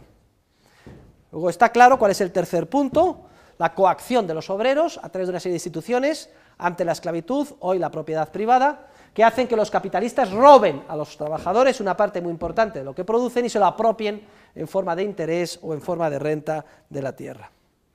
Y el cuarto punto de la teoría, del análisis de la teoría de la explotación de Rodbertus, es el de constatar que lo que él llama valor de cambio o precio de los bienes, para él es idéntico o igual al valor del coste del trabajo incorporado en los bienes. Es decir, el precio de los bienes, el valor de cambio que llama él, el precio de los bienes es igual al coste de producción en términos de trabajo incorporado en cada bien. Esa es la enunciación de la teoría de la explotación. Y ahora lo que vamos a hacer es pasar a criticar la teoría de la explotación en la versión de Rodbertus. Y vamos a efectuar concretamente 4 críticas. Primera crítica. Tomen nota. Bueno, primera crítica de la teoría de la explotación en la versión de Rodbertus. Primera crítica. Es falso que todos los bienes económicos sean producto exclusivo del factor trabajo. O sea, que no es cierto que todos los bienes económicos sean producto exclusivo del factor trabajo. Vamos a verlo. En primer lugar están, por ejemplo, los bienes de la naturaleza. Todo bien de la naturaleza que sirva para alcanzar un fin y sea escaso, se convierte en un bien económico, aunque no incorpore trabajo alguno. Un diamante en el suelo en una selva colombiana es un bien económico de enorme valor, y sin embargo no incorpora trabajo alguno, más allá de agacharse a cogerlo. Una ruina, la toma de posesión de una parcela de tierra, en relación todos los recursos naturales están ahí, y tienen un valor muchas veces muy grande, con independencia de que no incorporen trabajo alguno. Pero es que además, queridos alumnos, existen múltiples bienes que incorporan la misma cantidad de trabajo y sin embargo que tienen un valor radicalmente distinto. Les voy a poner un ejemplo, siguiendo el ejemplo clásico de von Baberg.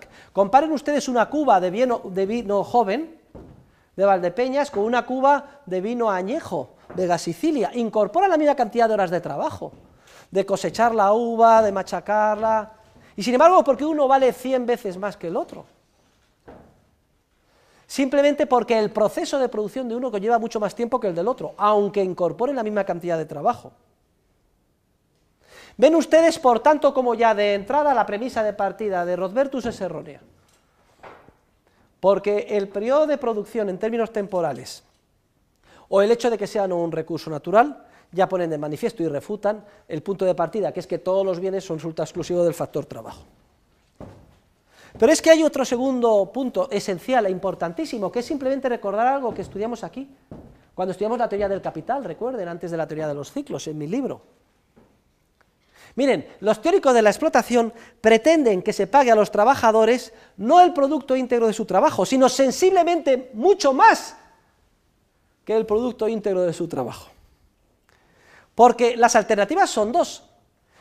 Si reconocemos que todo proceso productivo conlleva tiempo, es decir, un conjunto de etapas temporales hasta que madura en el bien final de consumo, y los trabajadores contribuyen su esfuerzo productivo a lo largo de esas etapas, una de dos: o el trabajador espera todo el periodo de tiempo hasta que termina el bien de consumo y se vende, y se apropia íntegramente de la venta. En el ejemplo que poníamos en clase, me parece que era un ejemplo de producción de zapatos.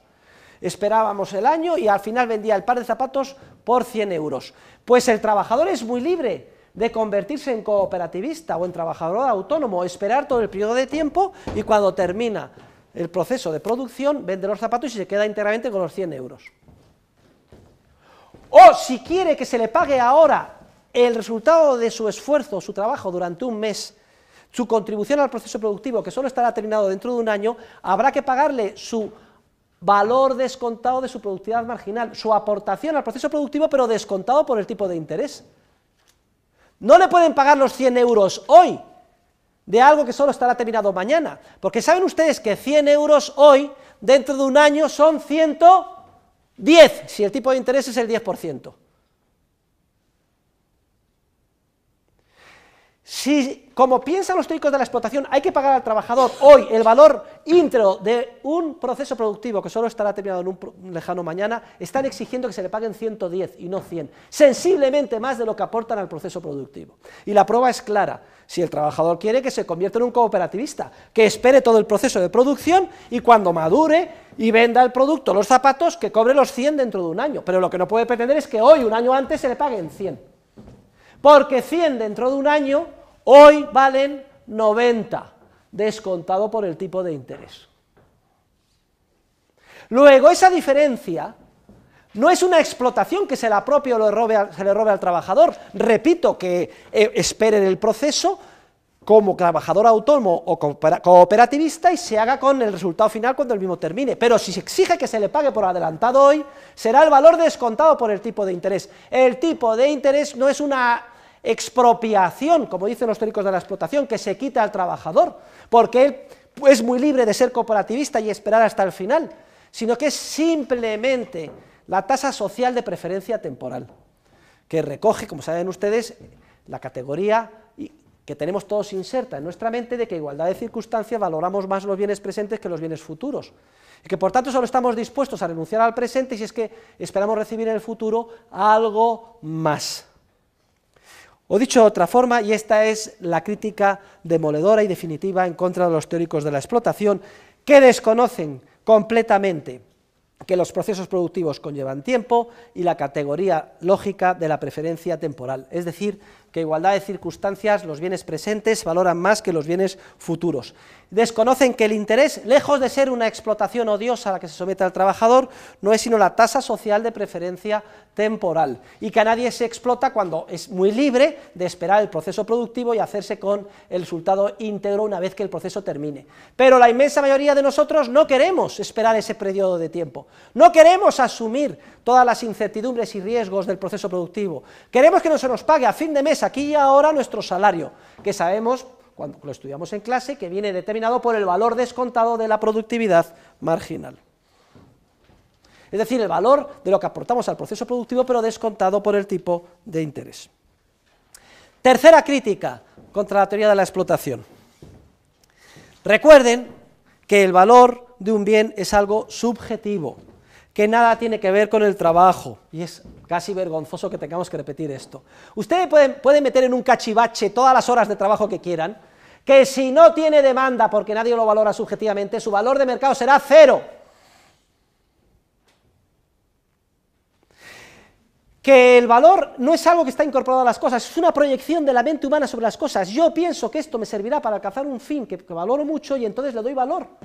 Es subjetivo, depende de que haya un actor que conciba un proyecto de acción que va a madurar en un fin que él estima importante, y entonces se proyecta y eso tiene valor.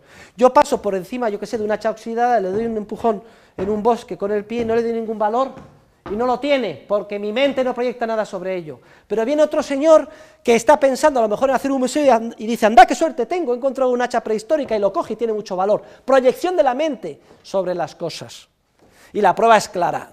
Metan ustedes los millones de horas que quieran en cualquier tontería, que si no tiene demanda subjetiva, no tendrá ningún valor en el mercado. Luego, la teoría del valor es siempre subjetiva, proyección de la mente sobre las cosas, nunca objetiva. Los valores no están ahí incorporados en las cosas no tienen el valor incorporado per se en función del número de horas que cuesta producirlas. No son los costes los que determinan los precios, sino que la gran lección del curso, ahora que estamos terminando, es al revés, son los precios de mercado, determinados por las valoraciones subjetivas, los que determinan los costes.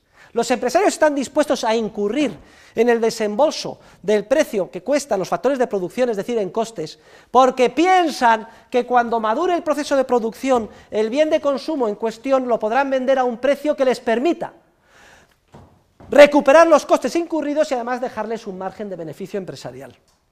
Luego, es como el burro que va siguiendo una zanahoria. La zanahoria que mueve todo son los precios de mercado, resultado de valoraciones subjetivas, y el burro que le sigue los costes. O expresado de otra forma, con el ejemplo tantas veces repetido de Röpke en su teoría de la economía. Un sombrero vale 100 euros no porque haya costado producirlo 90 y se quiera obtener un beneficio de 10, sino que es al revés. Porque el empresario estima que ese sombrero de tal moda y tales características se podrá vender por 100, está dispuesto hoy a incurrir en costes hasta 80, pensando mañana venderlo por 100 y obtener un beneficio de 20. Los precios determinan los costes y no al revés. Y esta es una idea esencial que ya descubrió nuestro gran escolástico Luis Sarabia de la Calle, y que por desgracia y por la mala influencia de los economistas anglosajones de la escuela clásica, empezando por Adam Smith, se olvidó.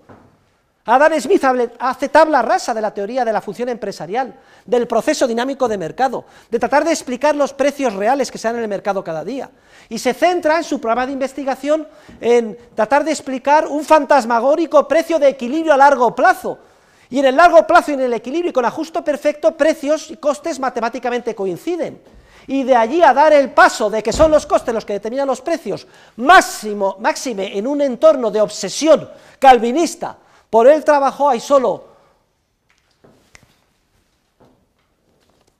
un segundo de gravísimo error que ha llevado durante décadas, casi más de un siglo, por un camino erróneo a nuestra disciplina.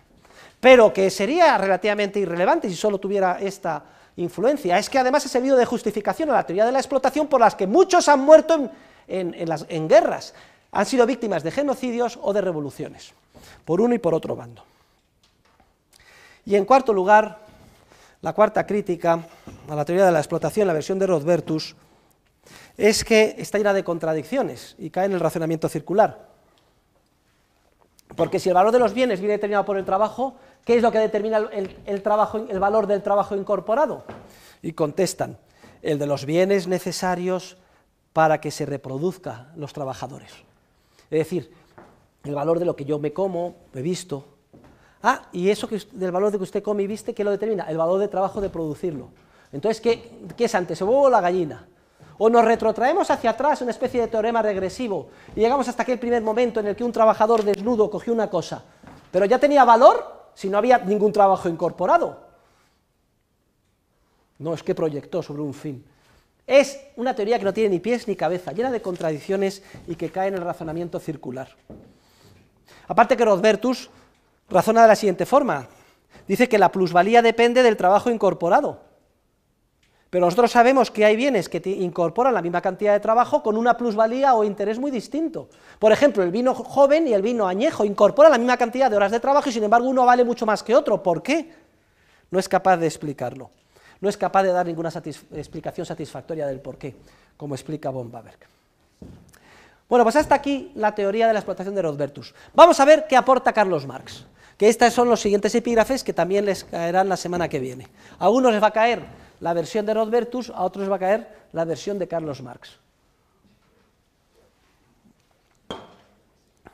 Miren, Carlos Marx la verdad es que era un pájaro, menudo sinvergüenza. Desarrolla su teoría sobre el valor, el interés y la explotación en 3 plúmbeos volúmenes que titula con el nombre de Das Kapital, el capital. El primero se publica en 1867, antes de la revolución subjetivista de Karl Menger y de la escuela austriaca, que fue 4 años después, en el 71.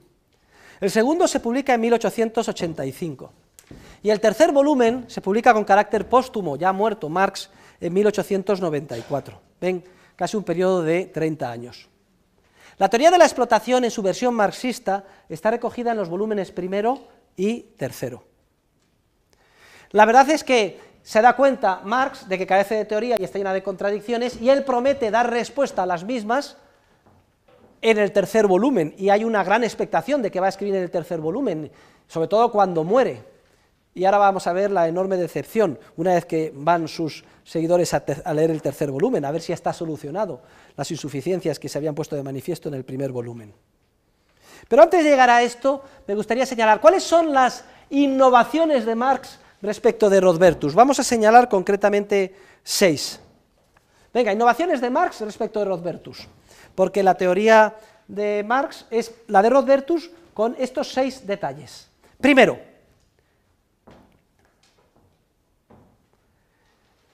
utilizar la llamada metodología dialéctica.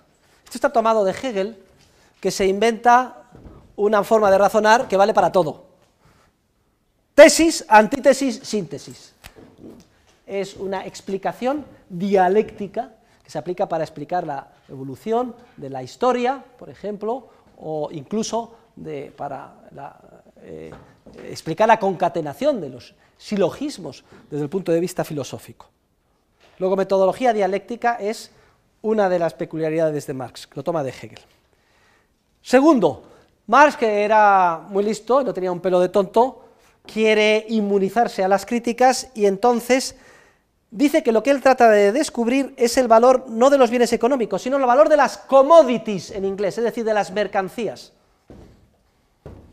Y luego, en una parte y en pequeñito, ¿saben ustedes cómo define las mercancías? Dice, las mercancías son los bienes producidos por el trabajo. Fíjense ustedes qué zorro, para evitar que le criticaran diciendo que hay muchos bienes económicos que no son producto del trabajo. Dice, voy a circunscribir mi teoría a explicar cómo se determina el valor de los commodities o mercancías, que son aquellos producidos por el trabajo. Creo que voy ya en tercer lugar. Marx se apoya en la autoridad de Aristóteles. Fíjense ustedes, Aristóteles, con lo brillante que fue en todo, sin embargo cometió gravísimos errores en el ámbito de la economía. Esa igualdad que dice Aristóteles que hay en todo cambio. Según Aristóteles, cuando se cambian dos cosas es porque hay un común denominador en ellas. Y entonces Marx se apoya en Aristóteles y dice, si ya lo decía Aristóteles, cuando se cambian dos cosas hay un común denominador. ¿Y cuál es el común denominador? La cantidad de trabajo incorporado en las mismas. Podría haber utilizado otro común denominador, el peso, el valor subjetivo, pero utiliza Marx, que es muy listo, el trabajo porque es lo que le interesa, a efectos de la revolución social que quiere legitimar desde el punto de vista científico.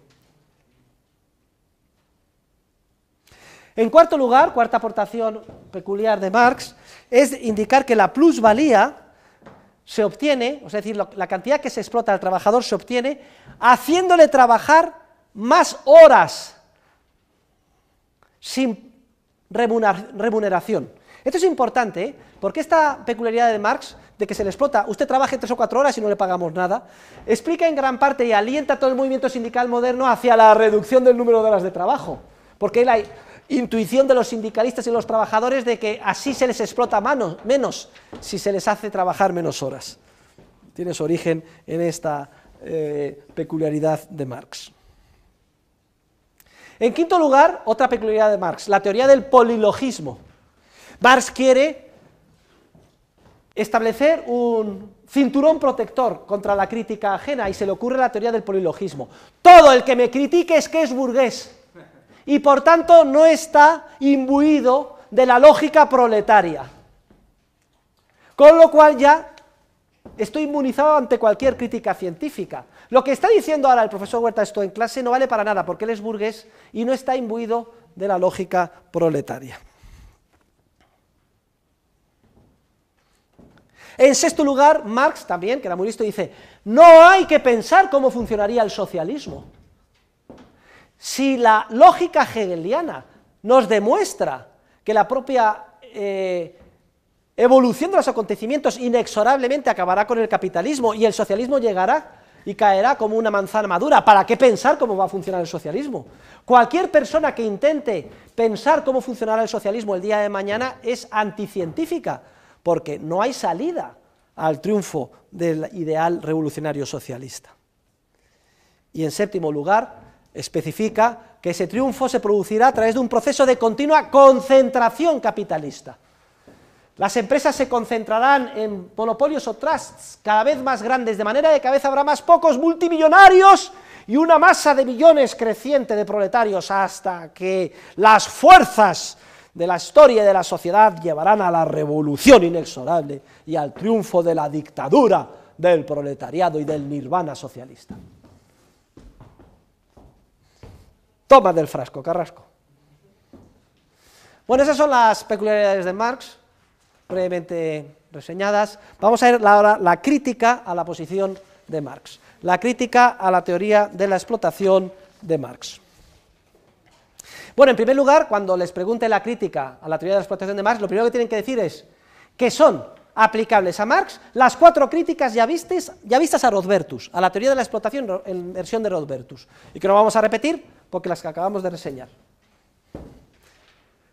Pero aparte de esas 4, que son contundentes y definitivas, tenemos que mencionar las 5 siguientes. Primera, es falso que todo cambio implique igualdad. Todo lo contrario, ya lo hemos visto en clase. Los cambios surgen como resultado de una desigualdad de valoraciones subjetivas. Cada parte siempre ha de valorar subjetivamente más aquello de lo que carece y tiene la otra que lo que tiene ella y espera dar a cambio. Solo si hay una desigualdad de valoraciones subjetivas se cierra el intercambio, si no, no. Allí donde hay igualdad, miren ustedes mis brazos, si yo tengo la misma fuerza en este de la derecha que en la izquierda, no hay movimiento ni hay cambio. Cuando hay cambio es porque hay una desigualdad y ambas partes salen ganando al efectuar el correspondiente trato. Este es un gravísimo error de Aristóteles que de manera interesada recoge como argumento de autoridad Marx. En segundo lugar, reseñar lo que ya he indicado, lo cuco que es Marx. Para explicar el valor de los bienes, se circunscribe solo a aquellos que son producto del factor trabajo, a los que llama commodities o mercancías, y deja fuera los que no le interesan y no encajan en su análisis, como son los bienes de la naturaleza. En tercer lugar, es falso también científicamente que exista un común denominador en el cambio y que precisamente tenga que ser el trabajo incorporado. Se lo saca de la manga, es un malabarista. Por el mismo camino podía haber utilizado cualquier otro supuesto común denominador. ¿Por qué el trabajo? Porque es el que le interesa para llegar a la conclusión prefijada que tiene.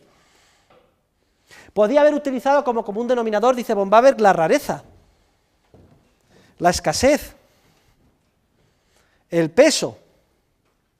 Pero él tiene una idea preconcebida del resultado que quiere llegar para vestir con respetabilidad científica un movimiento revolucionario de tipo político, y por tanto sesga el análisis en función de lo que le interesa. En pocas palabras, es un estafador intelectual. ¿Y para qué hablar en cuarto lugar del polilogismo? La crítica al polilogismo ya la vimos en clase, ya la han leído ustedes.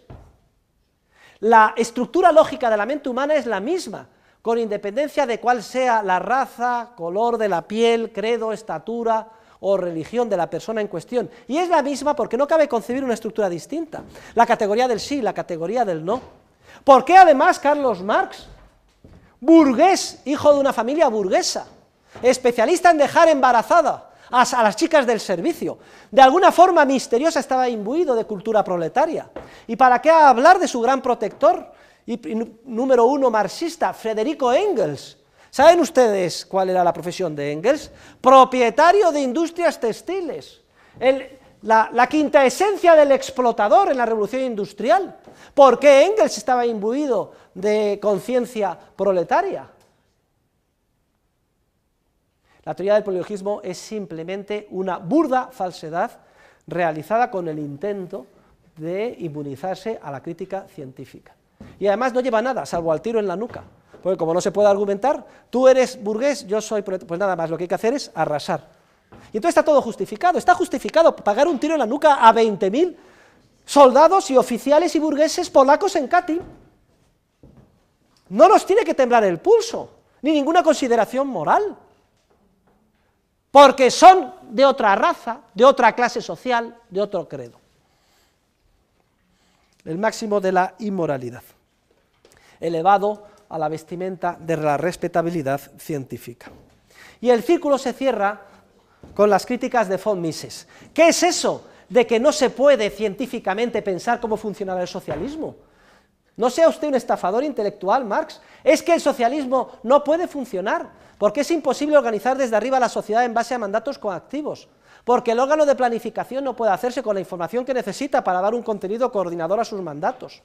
Y es falsa, además, el proceso de concentración capitalista. Tome nota, señorita, proceso de concentración capitalista, quiero ver escribir todo. Eso de pensar que se van a fusionar las empresas en monopolios cada vez más grandes. Hay un límite a la posibilidad de crear empresas cada vez más grandes, que viene determinado precisamente por el cálculo económico. Si se integra verticalmente toda la empresa y se pierde la información de los precios de mercado, esa empresa inmensa ya no puede ser gestionada por sus gestores. Es como si fuera un pequeño Estado. No puede competir frente a una constelación de pequeñas pymes, compitiendo en el mercado y fijando precios. Está tasado, hay una ley en el mercado que tasa el límite máximo de concentración empresarial, con lo cual ese proceso inexorable desde la perspectiva marxista y hegeliana de concentración capitalista no se lleva a cabo.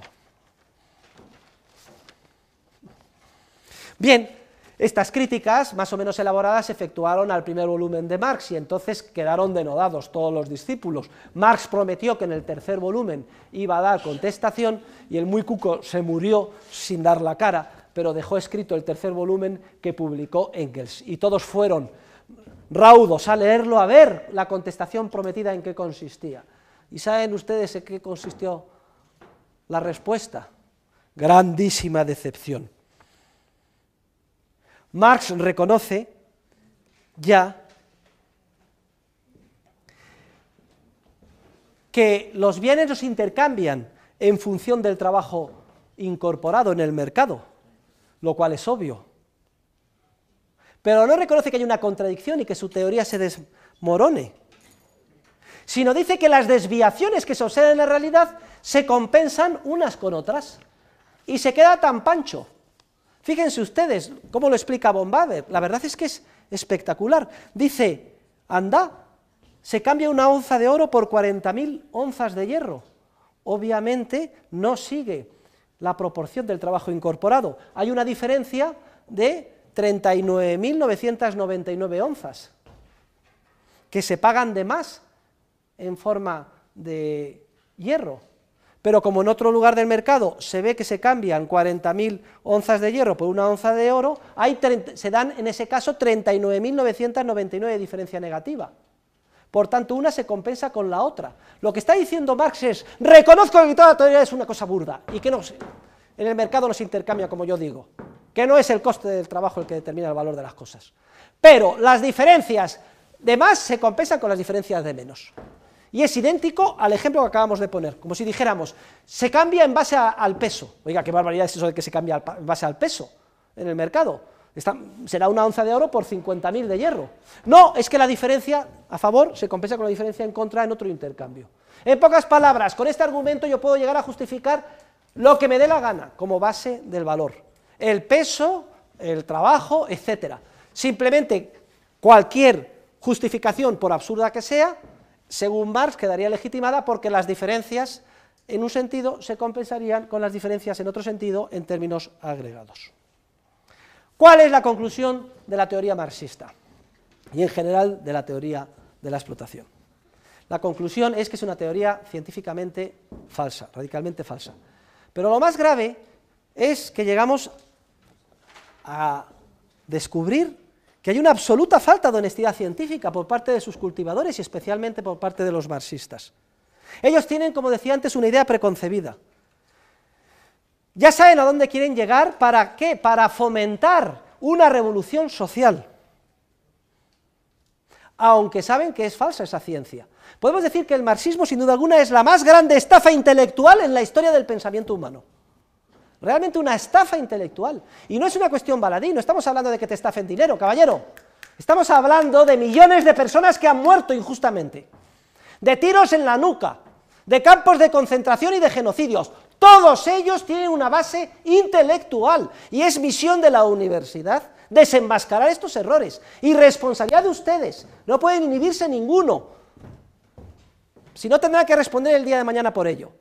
A ser personas responsables, a estudiar, a analizar y a tener los argumentos. Y siempre que escuchen el más mínimo argumento marxista o socialista, saltar inmediatamente como un resorte y demoler intelectualmente, siempre intelectualmente, al opositor.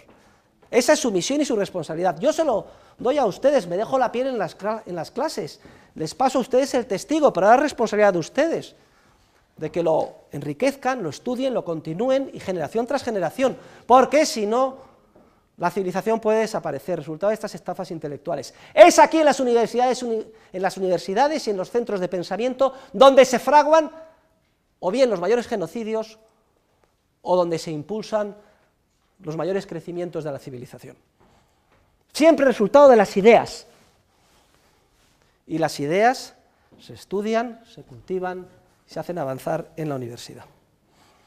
Miren, Sombart, otro socialista famoso, reconoce que la teoría de Marx es falsa, pero dice que es una forma de interpretar la realidad y que tiene efectos positivos políticos. Oiga, para interpretar la realidad bien, la teoría tendrá que ser correcta, y usted también es otro estafador, o sea, a usted le da lo mismo que la teoría sea cierta o falsa, lo que quiere es un objetivo político. Pegar un tiro a la nuca al opositor y ponerse usted e imponer su idea de la sociedad, su Lenin. Bernstein viene a decir algo parecido. Dice, la teoría es falsa, pero es un hecho que en la realidad se explota. ¿Cómo que es un hecho que en la realidad se explota? Es usted el explotador, demagogo, que está engañando, y sobre todo a los más pobres, a aquellos que se encuentran en una situación social más desfavorecida y que pueden ser más fácilmente víctimas del engaño y de la demagogia. ¿Por qué, si una teoría es falsa, ha tenido tantos adeptos hasta hoy, y todavía hoy sigue teniendo tantos adeptos? Pues miren, queridos alumnos, porque en general los seres humanos tenemos una naturaleza muy específica, muy curiosa. La gente cree lo que le gusta creer. Habla y piensa más con el corazón que con la cabeza. Ya lo saben, si hacemos una votación, ¿quién está a favor de que nos aumenten al doble las vacaciones y nos suban al doble el sueldo? Todo el mundo levanta la mano. Nadie piensa. Y si nos la garantiza Papá Estado, tanto mejor. ¿Y por qué no nos van a dar gratis la educación y el transporte y los libros de texto? Todo, que nos den gratis todo y que nos suban el sueldo al doble o al triple. ¿Y por qué solo al triple? ¿Y por qué no vamos a jubilar a los 67, a los 65? ¿Y por qué no a los 60? ¿Y por qué no mañana? ¿Y por qué tenemos que trabajar? No se trabaja. Que Papá Estado se ocupe de todo. La dictadura del proletariado, el nirvana del paraíso socialista. Y luego también quiero hacer un mea culpa en relación con la clase de los economistas. ¡Qué vergüenza que en la Universidad Española no se explique, no sea obligatorio la inclusión en el programa de todas las disciplinas en todas las disciplinas de economía, de la crítica de la teoría de la explotación! Solo en este programa, en esta universidad, se demole esta teoría. ¿Por qué? Porque hay una ley implícita del silencio, porque las universidades son públicas, porque no se considera políticamente correcto atacar los fundamentos del movimiento sindical moderno.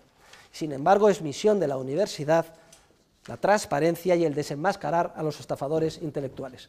Muchas gracias, queridos alumnos. El jueves terminamos el curso, quedamos emplazados hasta el jueves. Muchas gracias. A ver si me dan la lista de asistentes.